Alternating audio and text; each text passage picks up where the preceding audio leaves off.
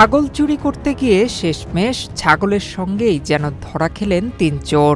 একটার পর একটা ছাগল মাইক্রোবাসে তুলছিলেন তারা, কিন্তু দ্বিতীয় ছাগলটি গাড়িতে ওঠানোর আগেই স্থানীয়দের চোখে পড়ে যায় পুরো কাণ্ড।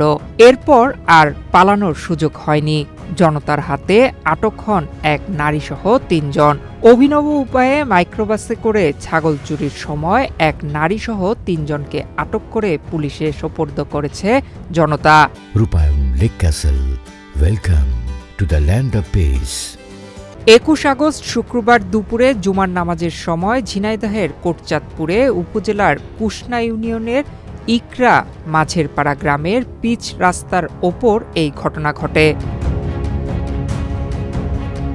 আটককৃতরা হলেন যশোরের শার্শা থানার কেরালখালী গ্রামের মোহাম্মদ হেলাল উদ্দিন, সুফিয়া খাতুন এবং মোহাম্মদ ওমর ফারুক।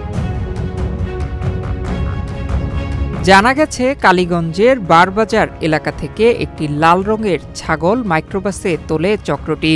এরপর ওই চক্র কোটচাঁদপুর উপজেলার ইকরা গ্রাম থেকে আরেকটি ছাগল গাড়িতে ওঠানোর সময় বিষয়টি স্থানীয়দের নজরে আসে।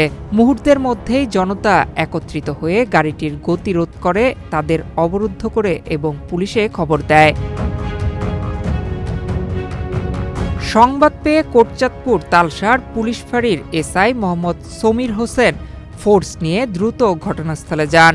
পুলিশ ঘটনাস্থল থেকে একটি লাল রঙের ছাগল ও চুরির কাজে ব্যবহৃত মাইক্রোবাস সহ আটককৃতদের উদ্ধার করে কোটচাঁদপুর মডেল থানায় নিয়ে যায়।